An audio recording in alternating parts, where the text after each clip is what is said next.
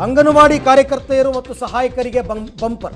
ಅಂಗನವಾಡಿ ಕಾರ್ಯಕರ್ತರ ಗೌರವಧನ 1,000 ರೂಪಾಯಿ ಹೆಚ್ಚಳ, ಸಹಾಯಕಿಯರ ಗೌರವಧನ 750 ರೂಪಾಯಿ ಹೆಚ್ಚಳ. ಸಾಕಷ್ಟು ಹೋರಾಟ ಮಾಡಿದ್ರು, ಪ್ರತಿಭಟನೆ ಮಾಡಿದ್ರು, ಅಹೋರಾತ್ರಿ ಧರಣಿ ಮಾಡಿದ್ರು. 14 ವರ್ಷದ ಕೆಳಗಿನ ಹೆಣ್ಣು ಮಕ್ಕಳಿಗೆ HPV ಲಸಿಕೆ ಅಂತೆ, ಆ ಗರ್ಭಕಂಠ ಕ್ಯಾನ್ಸರ್ ಅಂತ ಹೇಳ್ತಾರಲ್ಲ ಅದು. ಇನ್ನು ಮಹಿಳಾ ಸ್ವಸಹಾಯ ಸಂಘಕ್ಕೆ ಇಂದಿರಾ 10 ನಗರಗಳಲ್ಲಿ ಪ್ರಾಯೋಗಿಕವಾಗಿ ಇದನ್ನು ಜಾರಿ ಮಾಡ್ತೀವಿ ಅಂತ. ಗೃಹಲಕ್ಷ್ಮಿಯರಿಗೆ ಸಿಕ್ಕಿದ್ದೇನು ಅಂತ ಮಹಿಳಾ ಮತ್ತು ಮಕ್ಕಳ ಕಲ್ಯಾಣ ಇಲಾಖೆ ವಿಚಾರ ನಾವು ಹೇಳ್ತಾ ಇರೋದು. ಸೊ ಗೃಹಲಕ್ಷ್ಮಿಯರ ಹಣ ಹೂಡಿಕೆಗಾಗಿ ಅಕ್ಕಾ ಕೋಆಪರೇಟಿವ್ ಸೊಸೈಟಿಯನ್ನು ಸ್ಥಾಪನೆ ಮಾಡ್ತೀವಿ ಅಂತಕ್ಕಂಥದ್ದು. ಮಹಿಳೆಯರ ಅಕ್ಕಾ ಕೋಆಪರೇಟಿವ್ ಸೊಸೈಟಿ ಮೂಲಕ ತ್ವರಿತ ಸಾಲ, ಈ ಮೈಕ್ರೋ ಫೈನಾನ್ಸ್ನವರ ಟಾರ್ಚರ್ ತಪ್ಪಿಸೋದಕ್ಕೆ ಅಂತ. ಗರ್ಭ ಕ್ಯಾನ್ಸರ್ ತಡೆಗೆ ಉಚಿತ ಲಸಿಕೆಯನ್ನು ಹೆಣ್ಮಕ್ಳು ಕೊಡಿಸ್ತೀವಿ ಅಂತ. ಇದೆಲ್ಲವೂ ಕೂಡ ಅಂಗನವಾಡಿ ಕಾರ್ಯಕರ್ತೆಯರಿಗೂ ಗೌರವಧನ ಜಾಸ್ತಿ ಮಾಡಿದ್ದಾರೆ. ಕಾರ್ಯಕರ್ತೆಯರಿಗೆ 1,000 ರೂಪಾಯಿ, ಸಹಾಯಕರಿಗೆ 750 ರೂಪಾಯಿ. ಮೊನ್ನೆ ಎಲ್ಲ ಅವರು ಪ್ರೊಟೆಸ್ಟ್ ಮಾಡಿದ್ರಲ್ಲ ಬೆಂಗಳೂರಿನಲ್ಲಿ, ಅದು. ಬಿಸಿಯೂಟ ತಯಾರಕರಿಗೆ 1,000 ರೂಪಾಯಿ ಗೌರವಧನ ಹೆಚ್ಚಳವನ್ನು ಮಾಡಿದ್ದಾರೆ. ಆಮೇಲೆ ಅತಿಥಿ ಉಪನ್ಯಾಸಕರ ಬೇಡಿಕೆ ಇತ್ತಲ್ಲ, ಅವ್ರಿಗೂ ಕೂಡ 2,000 ರೂಪಾಯಿ ಗೌರವಧನವನ್ನು ಹೆಚ್ಚಳ ಮಾಡಿದ್ದಾರೆ. ಇವೆಲ್ಲವೂ ಕೂಡ ಈಗ ಸದ್ಯಕ್ಕೆ ಇರುವಂಥದ್ದು. ಅವರು ಘೋಷಣೆ ಮಾಡಿರ್ತಕ್ಕಂಥ ವಿಚಾರವನ್ನು ನಾವು ನಿಮಗೆ ಹೇಳ್ತಾ ಇದ್ದೀವಿ. ಎಲ್ಲ ಇಲಾಖೆಗಳಲ್ಲೂ ಕೂಡ ಏನೇನು ಕೊರತೆಗಳಿದ್ವು, ಶಾಸಕರು ಏನೇನು ಕೊರತೆಯನ್ನು ಎತ್ತಿದ್ರು, ಎಲ್ಲರಿಗೂ ಕೂಡ ಅನುದಾನವನ್ನು ಘೋಷಣೆ ಮಾಡಿದ್ದಾರೆ. ಬಟ್ ಇವಾಗ ರಾಜ್ಯದಲ್ಲಿ ಇರ್ತಕ್ಕಂಥ ಸವಾಲು ಹಣ, ಸಂಪನ್ಮೂಲದ ಕ್ರೋಢೀಕರಣ ಎಲ್ಲಿಂದ ಮಾಡ್ತೀರಾ?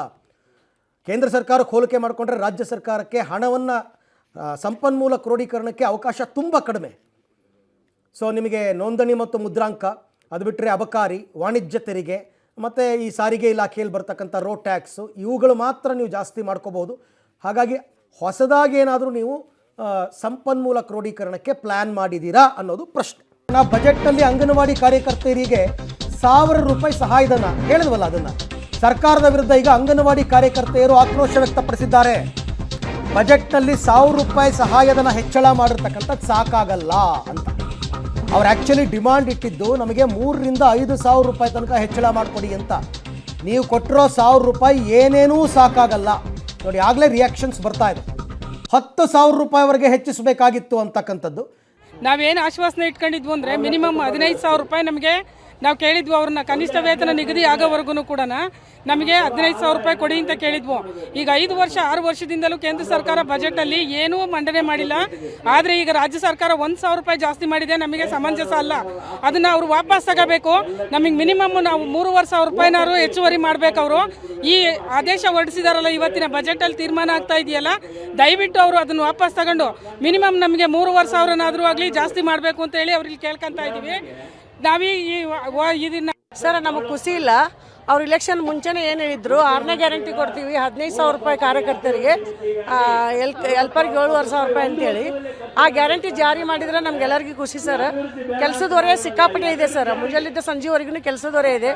ಅಂಗನವಾಡಿಗೆ ಹೋಗಿ ಫೋನ್ ಓಪನ್ ಮಾಡೋ ಥರನೂ ನಮ್ಗೆ ಗತಿ ಇಲ್ಲ. ಫೋನ್ ನಮ್ಗೆ ಈ ಬಡ್ಜೆಟ್ನಲ್ಲಿ ನಮ್ಗೆ ಯಾವುದೇ ಒಂದು ನೆಮ್ಮದಿ ಇಲ್ಲ. ನಾವು 2022ರಿಂದ ಸತತವಾಗಿ ಹೋರಾಟ ಮಾಡ್ತಾನೆ ಇದ್ದೀವಿ. ಅವ್ರು 1 ರೂಪಾಯಿ ಕೂಡ ಹೆಚ್ಚು ಮಾಡಿಲ್ಲ.